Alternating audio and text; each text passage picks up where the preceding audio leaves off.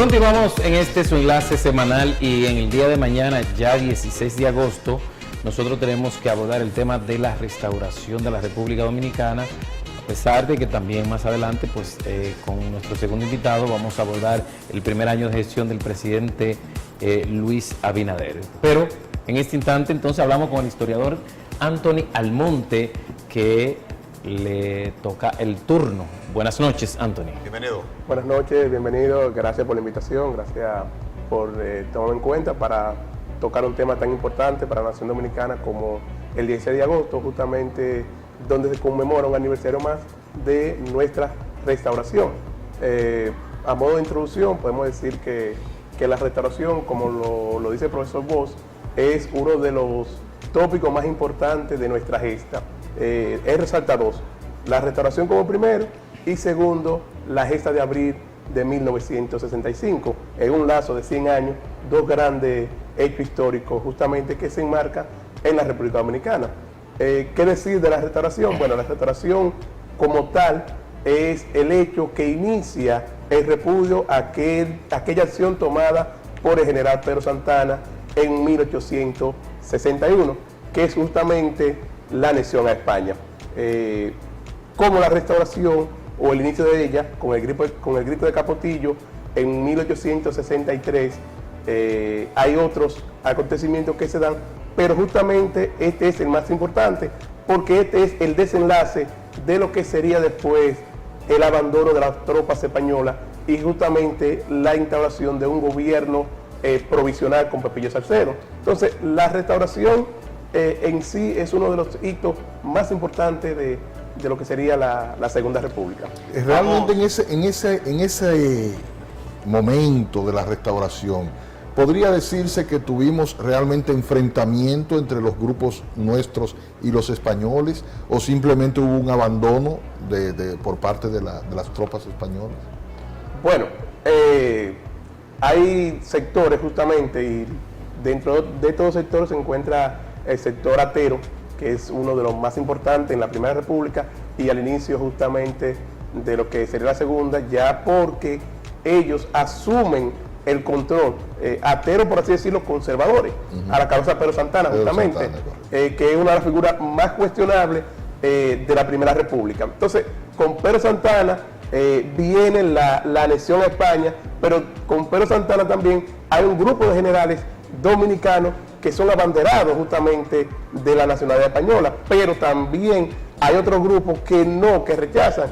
Y importante, tenemos el caso del patricio Francisco Rosario Sánchez, que es uno de los primeros mártires de la anexión. Primero está el levantamiento que se hizo en San Francisco y después el levantamiento que se hizo en Moca el 2 de mayo. Entonces, después de eso, hubo un rechazo a ese hecho y una confrontación. Y dentro de la misma gesta vamos a ver lumbreras como Gregorio Luperón, que se enfrenta directamente a Pedro Santana. Entonces, que hay dos visiones de los mismos dominicanos luchando, unos pro españoles y otros pro independentistas, en este caso pro restauradores, que son los que quieren la vuelta de la Primera República en este caso. Lo que le llamaban rebeldes separatistas. Bueno, los separatistas justamente es por eso, porque querían retomar lo que se había hecho en la Primera República. Se acuña el término justamente de restauración porque se necesita volver a restaurar la República. Okay. Bueno, hablando de Gregorio Luperón, y fuera bueno entonces resaltar otros dominicanos que compartan con nuestra teleaudiencia, que fueron destacados tanto en el grito de Capotillo como la propia restauración. Bueno, en Santiago especialmente, y lo dice Juan Bosch en su ensayo sobre la restauración, él le da la preponderancia a una figura fundamental, que es Gaspar Polanco. Gaspar Polanco justamente es de aquella persona que asume la lucha en el Cibao, pero en la línea noroeste tenemos a Santiago Rodríguez, que es aquel que cuando se instaura el gobierno restaurador es quien comanda la fuerza restauradora. Entonces, tenemos un grupo de personalidades que sí están ahí y que fueron fundamentales para este hecho. En el caso de Gaspar Polanco, hay un choque entre Polanco y Luperón por quién es la primera espada. El caso de de Luperón, un sinnúmero de historiadores asumen, entre ellos Roberto Casá, a Luperón como primera espada. El caso de Gaspar Polanco, el profesor Juan Bosch asume la visión de este, número 1, por la edad que tenía, número 2, por la experiencia, y número 3, por el hecho de que Gaspar Polanco fue quien tomó el control en Santiago.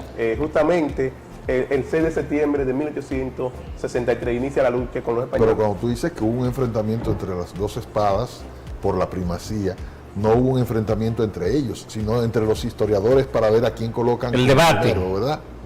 Bueno, sí, justamente, porque la lucha que se da, aunque sí hay confrontaciones internas, pero la lucha que se da es para colocar quién es más importante en este proceso. O sea, y tenemos que el proceso comienza en la línea noroeste y se extiende por todo el Cibao y después por el este. Entonces, aquí en el norte la figura Polanco, Pepillo Salcedo, Benigno Filomeno de Rojas, está el mismo Santiago Rodríguez, pero en el este se comanda justamente a Gregorio Luperón para hacer ese trabajo, y Luperón es quien ya le da como el cierre a lo que sería la vuelta o la restauración de la independencia. El 16 de agosto, que se celebra en cada año el Día de la Restauración de la República Dominicana, aquí lo que los dominicanos pensamos, bueno, que el presidente va a hablar ese día. Cuando Balaguer, bueno, que van a haber cambios. O sea, pero el hecho histórico en sí no se destaca como una era histórica importante para el país. Hay una debilidad, hay una falla. ¿A qué se debe eso? Bueno, se debe justamente a que en nuestras escuelas, especialmente en el sistema público, no se trabaja a fondo la historiografía dominicana. O sea, tenemos un currículum cargado de historia general, historia universal, de geografía, de antropología, o sea, ciencias sociales, no historia como tal. Entonces, no hay una conciencia de la juventud en este tema.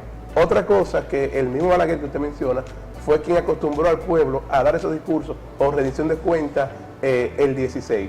Por lo tanto, desde ahí, desde los años 60, que Balaguer asume en los 12 años, pues la gente confunde justamente lo que sería la conmemoración de un hecho histórico y la rendición de cuentas, porque todo el mundo espera que el presidente va a hablar, que las cosas van a mejorar, que hay instituciones, que hay nombramientos, etcétera. Pero viene justamente por eso. Entonces, el llamado sería a que la educación preuniversitaria asumiera una visión más crítica de la historia dominicana y que le diera más importancia al estudio justamente de los hechos que dieron inicio a lo que es nuestra república, a lo que es la dominicanidad. Interesante saber, porque hay un monumento a los héroes de la restauración, pero no construido justamente para ellos. Ese es un caso realmente. Cuando hablamos de eso, en la clase que me corresponde, hago la pregunta, ¿el monumento de Santiago? Ah, no, el monumento a los héroes de la restauración. ¿Y quién lo construyó y para quién se construyó? Bueno, en Santiago, en los años 50, se hizo un referente y querían hacerse una gratitud al entonces presidente Rafael Leónidas Trujillo. Y en conmemoración a Trujillo es que se hace el monumento a los héroes, que hoy es monumento a los héroes de la restauración. Era el monumento a Trujillo, al benefactor de la patria. Por lo tanto, a la dictadura, esa obra magnífica que hoy nos representa como santiagueros, pues un grupo de ciudadanos dicen no vamos a destruir porque todo el mundo empezó a destruir lo que era representación de la dictadura. Y esto vamos a tomarlo con otra visión porque está hecho y fue una inversión justamente del pueblo. Por lo tanto, se cambia y en los gobiernos posteriores se asume a un museo como héroe de la restauración. Ese monumento, yo quería decir, es la obra más importante que destaca la restauración. Sí. Pero a mí me gustaría saber qué papel jugó Santiago entonces, que tenemos el monumento más importante del país a esa restauración. ¿Qué papel jugó en ese proceso? Antes que el monumento, y quizás nosotros hemos pasado muchísimas veces y no nos damos cuenta, en el Parque Duarte hay un monumento, parece como un falo, lo que voy a decir, sí. Y arriba tiene un gorro frigio, que es un monumento a los caídos de la restauración. Es el primer monumento que se rige en Santiago a ellos. Ese es el monumento que lo identifica. No sabía que eso. Yo he visto el monumento, pero no sabía que era. Entonces, el monumento a la restauración es ese, o era el primero. Entonces, Santiago justamente es, la sede del gobierno provisional. Santiago es quien asume el control. Desde Santiago se hacen las operaciones para poder conquistar los otros pueblos y que los españoles se retiraran. Entonces, con la visión de un gobierno restaurador, podemos decir que Santiago se convierte en lo que es la capital. La capital del país. Es la... Ese monumento tiene una serie, bueno, es un museo, como usted muy bien dice, aunque ahora estamos en tiempo de pandemia, pero anteriormente se ha aprovechado ese museo con los estudiantes para llevarlo a ver algunas escenas que se trabajan a través de escultura. ¿Se ha estado aprovechando en ese sentido?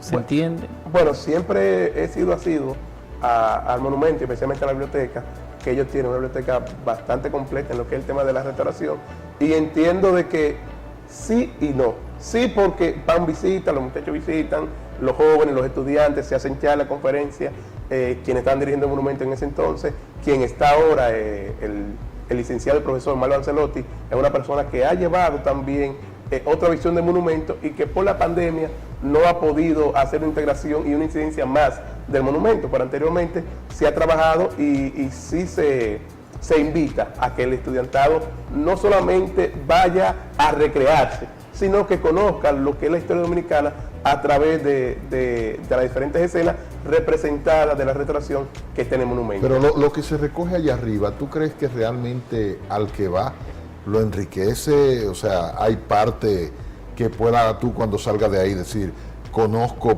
parte de la historia del proceso de restauración, o simplemente son, ¿cómo se llama?, objetos que no tienen ningún vínculo y más decorativo que otra cosa. Bueno, creo que sí. Evaluando, y las personas que ya tienen, que son capacitadas en el área, ellos le llaman guía, los guías del museo, te hacen un recuento sustancial de los procesos importantes, de la conquista de Santiago, la toma del presidente Pío Salcedo, y todo eso está en imágenes de cera, muy bien. También de la importancia de cada uno de ellos, te hace un recuento de cuando Duarte vino, de cuando Mella murió. O sea, hay elementos que sí identifican ese proceso, y las descripciones que tienen también lo identifican, más los relatos que hacen los guías. O sea, que con la visión de ir al monumento se puede conocer, aunque no a profundidad, una visión general de lo que es la restauración y el significado histórico que tiene para los dominicanos. Y sobre todo para Santiago. Sí, especialmente Santiago. Vamos a preguntarle al profesor, en un momento que los muchachos están con mucho reggaetón en la cabeza, sí, con mucho internet, mucho WhatsApp, mucho Instagram, Facebook y muchas de esas cosas que están por las redes. ¿Qué tan difícil es hablarle de la cultura dominicana, de la historia dominicana, ponerlo a ellos en ese contexto de la historia y sacarlo un poco del tema? Y que les pueda interesar, sobre todo. Porque hablarlo le hablarían, el problema es despertar el interés. Porque en las redes nunca vemos esas cosas. En las redes no se vende eso, nada.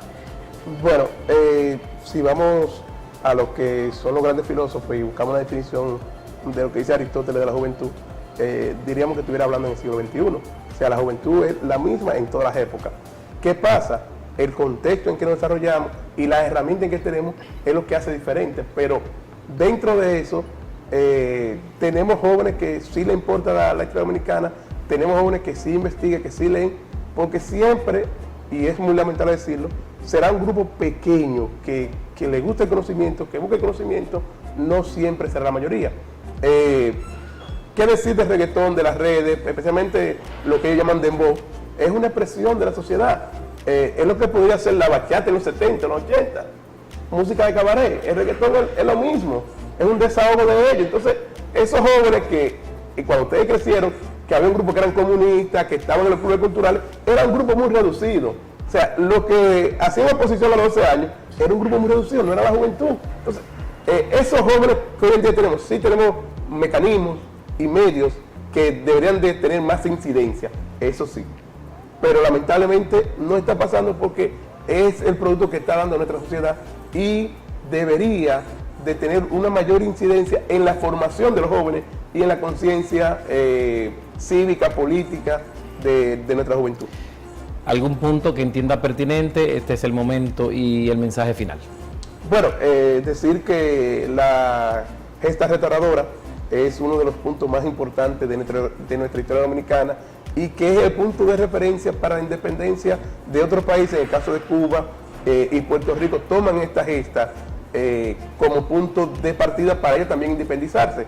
Por lo tanto, la restauración no es la verdadera independencia, y me atrevo justamente a cuestionar posiciones, sino es volver a aquella independencia que se hizo en el 44 y que con logro, con sangre, hicieron los patriotas de la Trinitaria y aquel grupo de conservadores que también ayudaron a formarse esa primera nación dominicana. Es cuanto. Muchas gracias. Bueno, gracias a Anthony Almonte, historiador, profesor, que ha compartido estas importantes informaciones, sobre todo educativa y de orientación para la juventud en esta noche. Nosotros continuamos con su enlace semanal, su revista familiar de variedades.